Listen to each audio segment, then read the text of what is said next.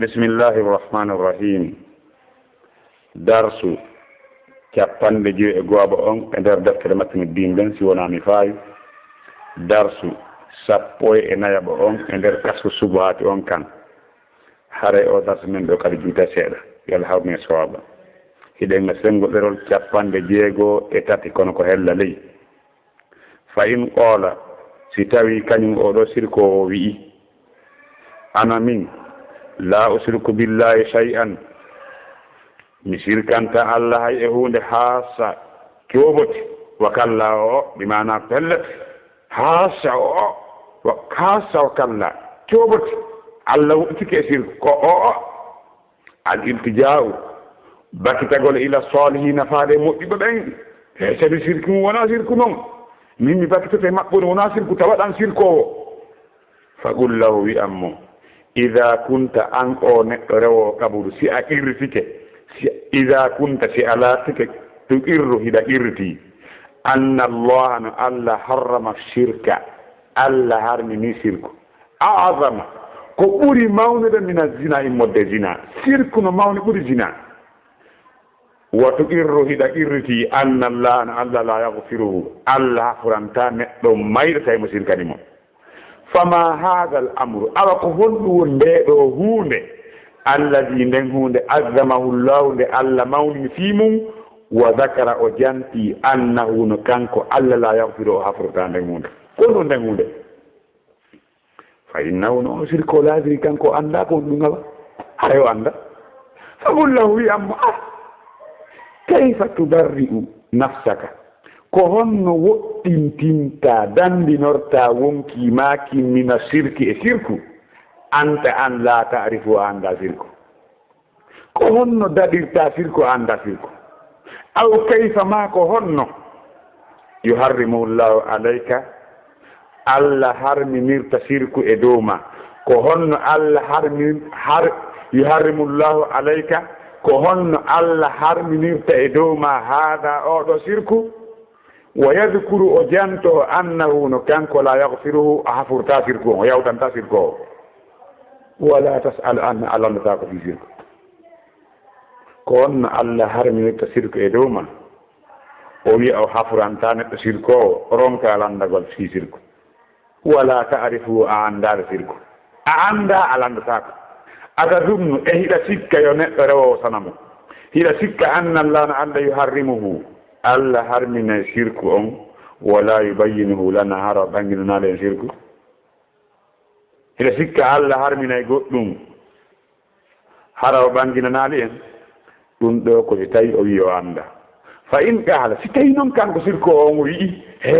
ashirku كون سيركو إبارة الأصنام كوريو سنامو ولا هم منين لا نعبد الأصنام من المريوتا سنامو من تعود مريوتا سنامو من نام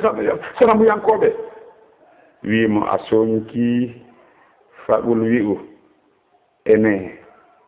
وما معنى إبارة الأصنام إنه كهون نود معنى ريو سنامو أتظن إهلا سكة أنهم no ben wonno be rewde sanamu e jamaanu nelaado fewdo qur'an jippi kila sikka ya ataqiduna ben no fibuno ben no fidino ka berde mabbe anna tilkal akhshaba wonde den tekke den ledde be woni rewde wal ahjara e den kaage de woni rewde hida sikka ben no fibuno wonde den ledde kaage takhulugude tagay de waawi tagude wa tarzugu hide arsika wato dabbiri de toppito amra fiyaake manda aha on noddudo de hida sikka dum fa hada dum do yukazzibu alquran femmi dum wonde den qur'an femmi dum kama fi qawli ta'ala won ardna e kongol towdon wi man yarzukum minas samai wal ard be jaabi wonde ko Allah hibe andi ko Allah watta dum wa in qala sawi kan sirko on he huwa on sirku ko wadi ben konta ko sirkade man kasaba ko on faandor do kasabatan leggal aw hajaram ma hayre aw nabiyya ma annabajo kam aw baniyatan aw biniyatan ne aw jimbal ma dum jimbal ala kabri wondum e hore kabru aw hayruhu ma ko ina ɗum ko faandiɗo rewgol faandiɗo e leggal ma faandiɗo e hayre ma faandiɗo gimbal wongal e hoore ƙaburu yad'una dalika hiɓe nodda ɗum wa yasbahuna lahu hiɓe hirsana leɗɗe hiɓe hirsana ƙaburu hiɓe hirsana ko ɓen wa yaquluna ɓe innahu no ɗum yuqarribuna ɓattinay men ilallahi ka allah sulfa ɓatorgol wa yadfa'u anna biñayi amen bi barakati sabu barki muɗum biñayi amen lorra o jarama ɗo kanko sirko o faqad sadaqta a gongi fes ko wolɗa kon ɗo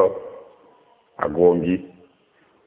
wa hadha huwa fi'lukum an e hoorema an o sirko ko golle mon ɓenni indel ajar ka kaaƴe wal binayati e ɗen jimbe allati ɗen jimbe alal quburi wonɓe ka hoore kaɓuruji wali yaɓɓen wa gayri ha eko hina ɗum ɗo eko hina ɗum kadi ko ɗum tigi an tigi on golle ma fa hada igraruhum ɗum ɗo ko irtagol maɓɓe ɓe fiilini golle maɓɓe ɗen kamɓe sirkat ɗen hada huwa ibadatul asnam ko ɗum woni rewgol sanam wo huwa almatlubu ko ɗum ko ɗaɓɓa kon ko ɗum ɗaɓɓude ɗe ɓawol lanni so fini o reconnaissy golle maɓɓe de wa yuqallahu o no wiyane aydan kadi tawluka ka wiwɗa ɗo atan habbita o an o neɗɗo e rewo ɗaɓuru ka wiɗa ɗo a sirku ko woni sirku ibadatul asnam ko rewgol sanam ene hal muraduka mbela est ce que ko faandiɗa e ɗum anna sirkal wonde sirku maksusum ko hertinira ɗum bi haada rewgol sanamo tum sirku ko ɗon tun hatti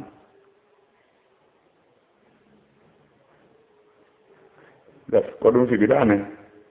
wa anna wonde al itimada ala salihina tuuginorgol moƴƴuɓe ɓen wa du'a'ihim e toragol moƴƴuɓe ɓen hay sa yataka kabul toroɓe kala ka woni da sikka la yadkhulu ɗum natata fi hada e rewgol sanmo ngol mais ɗetunde ɗum ɗon tawaka sirku on fa hada ɗum ɗo yarudduhu no rutta ɗum ma zakarahu llahu fi kitabihi ko allah janti kon ka deftere makko allah janti ko deftere makko min kufri immorde e heferɗugol manta allah ga on wengiɗo alal malaikati hoore malaika ɓen wa isa wa salihine moƴƴuɓe ɓen sa wornima ɗum ɗo fala budda feere o ala an yuqirra laka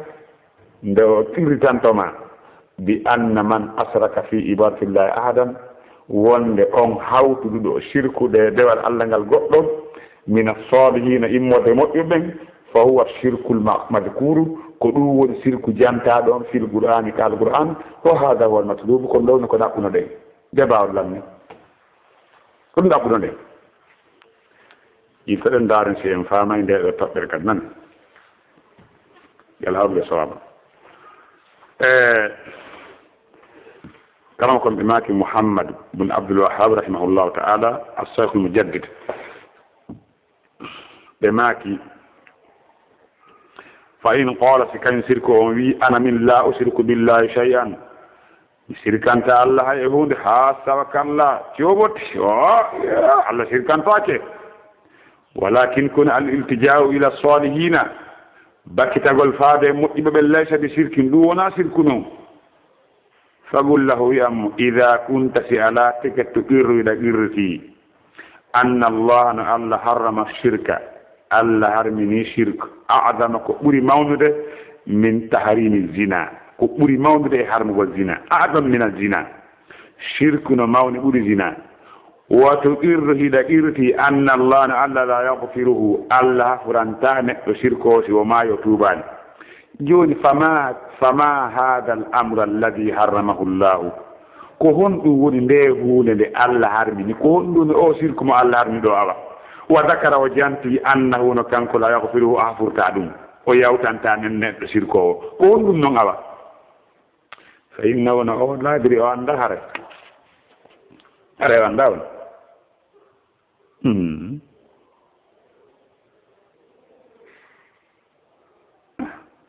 hare o anda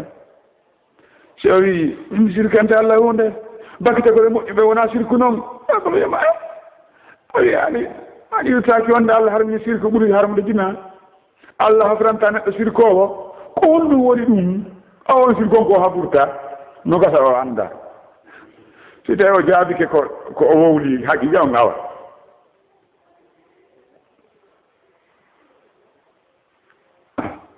si o jaabaki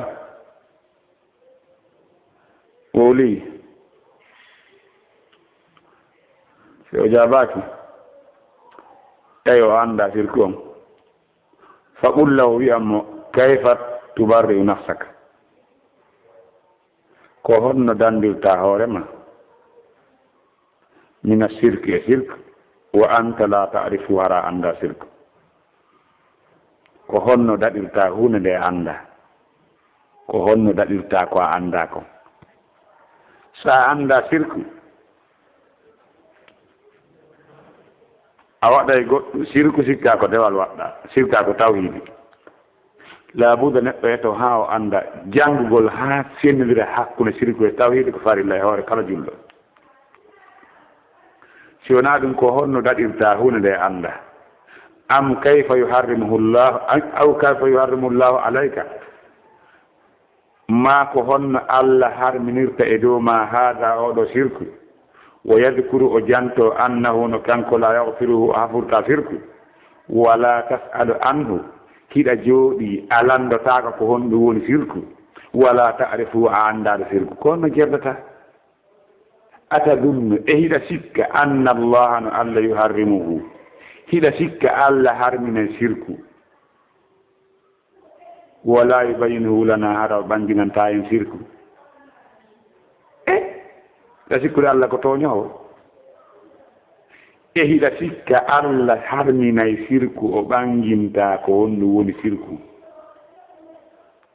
fa in qala so wi a sirku o famini o no andi ko woni sirku ibatul asnamu ko rewgol sanamu wona hanno menen lana abul asnam rewta sanamu o sonki fa ɓulla wiyatmo ma ma'ana ibatul asnam ko honɗum woni ma'ana rewgol sanamu atadunnu ida sikka annahunno ɓe rewaynoɓe sanamu ya'taqiduno hiɓe fiɓino anna tilka al aqsad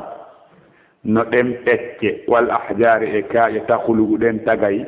wo tarjuguɗe e arsikay woto tabbiru hiɗe toppito amra fiyake manda aha o nodduɗo ɗum fa hada ɗum ɗo yukaddibuhul qur'an qur'an fenni ɗum si oɗo wi'i sirku ko rewgo sanamu minen mi rewta sanamu jaabo mo wiya ko honɗum wo rewgo sanamu atadunnu anna man abadaha ya'taqidu anna takhluqu wa tarzuqu wa tudabbiru amran min man da'aha so wi ɗum qur'an fenni ɗum qur'an wiino kamɓe hoore maɓɓe hiɓe andi ko Allah tungum wodani en feƴƴino ɗum mbawa en feƴƴi ɗum mbawa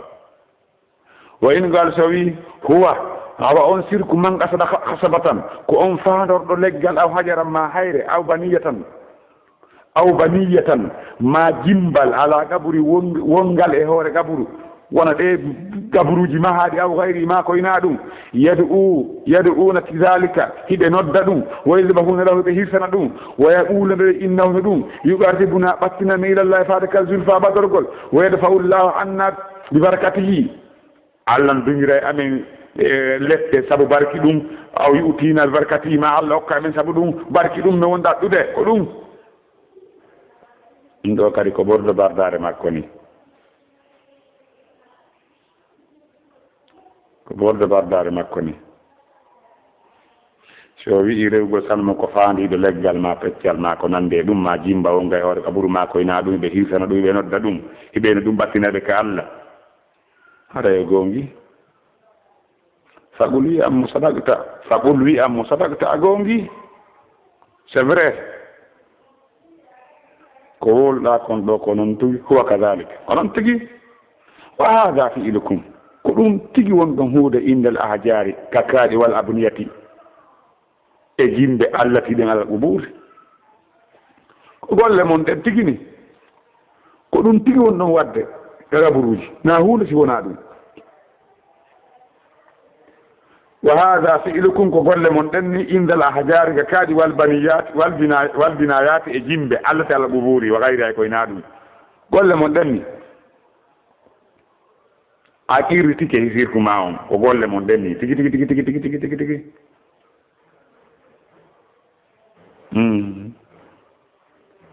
هذا ولو كرمكم من ماكي فهذا إقرار أن فعلهم هذا هو إبادة الأصنام مطلوب ɗum ɗo ko o ɗirtike wonde golle ɗum ɗo ko ɗum woni rewgo sanam ko golle maɓɓe ɗen ni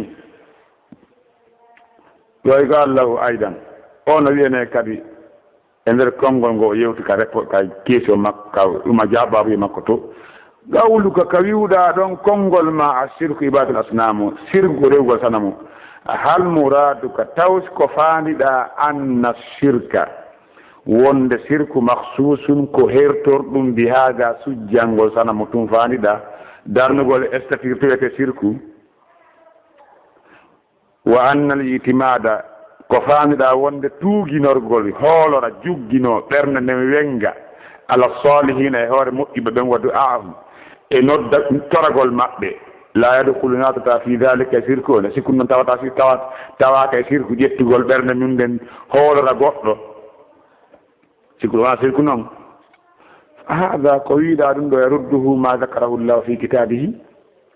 no rutta ɗum konko Allah janti ka deftere makko min kufri immorde heferɗugol manta Allah galal malaikatu o wengorɗo malaika ɓe ngaw isa ma isa aw salina ma moƴƴiɓe ɓen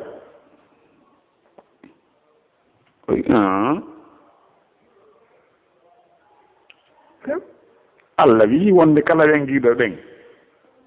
o tuuginori ɓen wona joni rewo malaika koye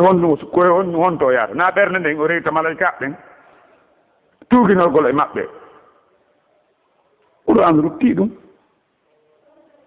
fala budda feero ala an yide urtoto lakka wonandema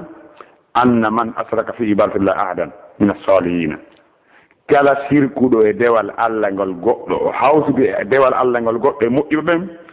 fa huwa shirkul madkur ko ɗum woni sirku jantaɗon fil Qur'an kal Qur'an wa hada huwa al matlub ko ɗum ɗaɓɓunoɗen khalas yal hawne sawaba wallahu a'lam